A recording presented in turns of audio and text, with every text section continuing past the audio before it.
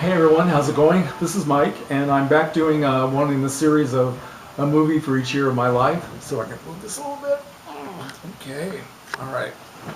Anyway, I'm up to the year 1953, and I actually made a video for this year about a month ago, and I didn't like the way it turned out, so I think it was on YouTube for maybe 3 hours, and I took it down. So I don't think anybody saw it. Well, I know my friend David Koenig saw it because he left a response, but I don't think anybody else watched it. So anyway, I didn't like it, so I'm trying to do it again. All right, and I'm back to do another science fiction classic, and It Came from Outer Space. Okay, great film. I hope everybody's seen this because it really is worthwhile. So we're still in the era of very serious science fiction that has a message, right? It's not just looking at the creepy monster, but it's supposed to be teaching us something about ourselves, all right? This is a very interesting film. It was based on a story by none other than Ray Bradbury, the great science fiction writer. It was released by Universal International, and it stars Richard Carlson and Barbara Rush, and it was directed by a man named Jack Arnold. Now, Jack Arnold was a very prolific director, and he would go on to do other genre films. The following year, he would do The Creature from the Black Lagoon, which also starred Richard Carlson, and then he would do one of his sequels, The Revenge of the Creature. He would also do a film called Tarantula, and then a really fantastic science fiction movie called The Incredible Shrinking Man. And he also did one of my favorite kind of like teenage high school juvenile delinquent films called High School Confidential in 1958. A really fun movie featuring a cast of actors who were all way too old to be in high school. People like Russ Tamblyn and John Drew Barrymore and Mamie Van Doren. It was really a fun movie. Okay, so anyway, back to It Came from Outer Space. This was filmed in black and white, but it was also filmed in 3D and widescreen. And I believe it was the first science fiction film to be in 3D, at least the first one made by Universal International. So the story of this film, Richard Carlson plays an astronomer living in Arizona, and one night he's having a beautiful evening at home with his fiancée, played by Barbara Rush, and they're outside looking through his telescope. And well, what else would you do if you were in a beautiful night in the desert with your beautiful fiancée? Of course, you'd be outside looking through the telescope. Makes sense to me. So anyway, they're looking through the telescope, and they see what looks like a meteor crashing to the earth not far from where they are. So they call a friend of his who has a helicopter, and they go out to investigate. Right? So they go to they find this gigantic crater with smoke coming out of it, and Richard Carlson goes down to the crater to see what he can find, and finds out that it's not a meteor, but it's a spaceship. And there's a door open, and he can see inside, sort of in shadow, and all the mist coming around everything. And he thinks he sees a creature or something looking back at him. He's not sure. All of a sudden, the door closes, and a landslide starts, and everything starts to be covered up. So he has to hurry up and get out of there before he can, before he gets killed. And of course, nobody believes him. They all think he's losing his mind. Even his girlfriend doesn't believe him. Until some very strange things start to happen around town. People start disappearing, and when they reappear, they are acting like zombies. They sort of look like this, and they speak in monotones, and they can stare directly at the sun without blinking, and all kinds of weird stuff going on. So then his girlfriend actually starts to believe what he was telling her. And as they keep driving through the desert looking for clues, and they keep going back to the spot where this crater is and all that, and they eventually start to see the creatures. And they also see some of the people that the creatures turn out to have the ability to transform themselves into the likeness of other human beings. Okay? So they find out as they go along, they start to communicate with these creatures, and they find out that they landed on Earth by accident. They didn't come here to invade or to visit or to teach us anything or to tell us anything. They just basically, their car broke down, right? So all they want to do is get the material to repair their spaceship and leave.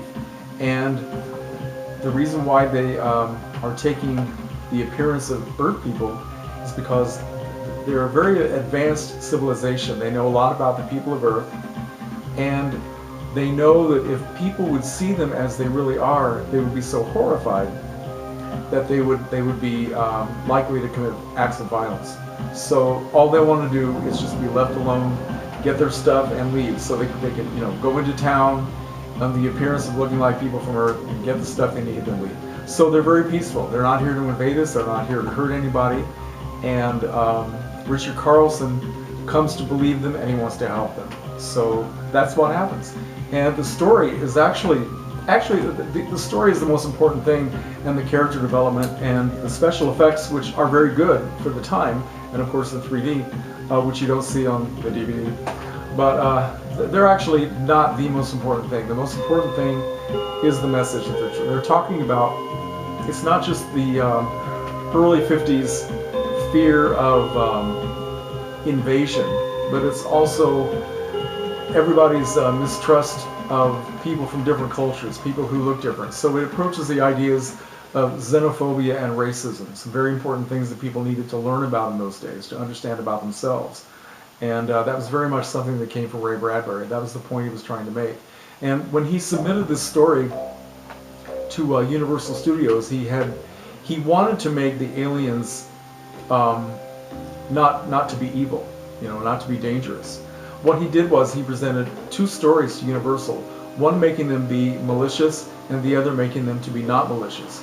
And strangely enough, Universal actually picked the one that he wanted, where the aliens were good. So it was taking a big chance, because it was unusual for the time to portray somebody from outer space as not being a monster. So these creatures were not, I prefer to call them creatures because they were not monsters, they were not evil, they were not here to hurt anybody.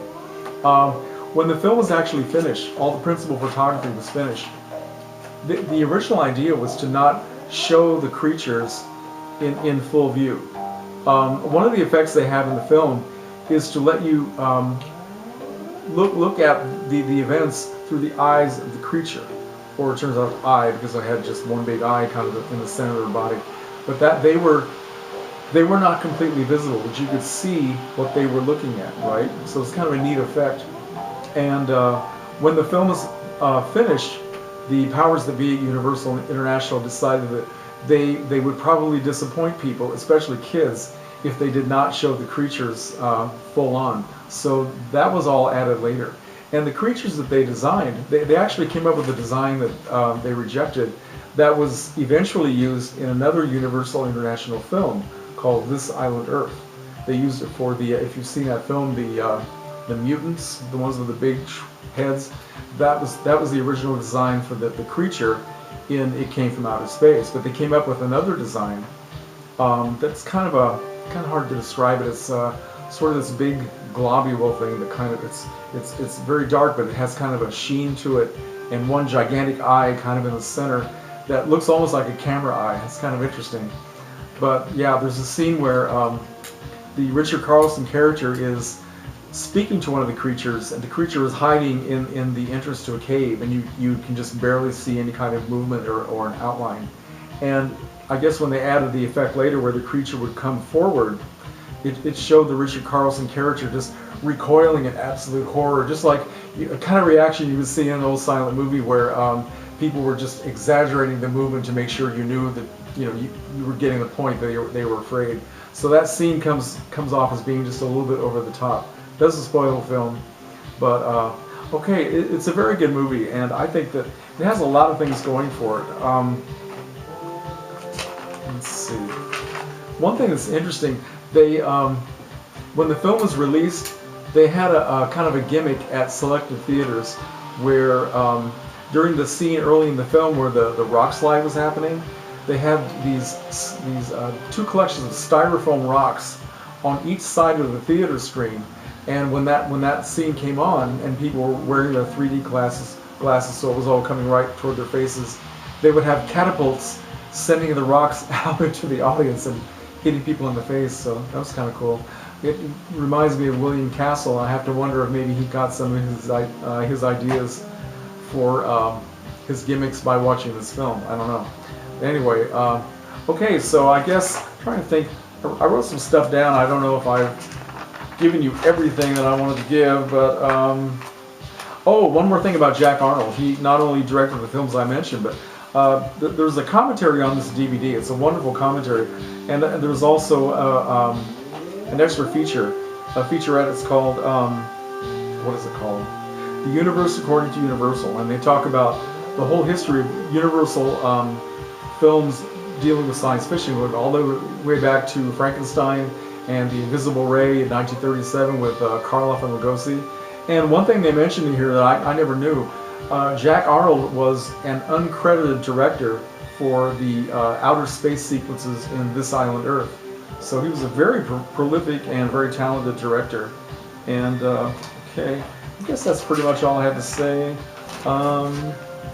Oh, one of the supporting actors in this film is an actor named Russell Johnson, who, of course, if you know anything about Gilligan's Island back in the 60s, he is forever known as the Professor, right?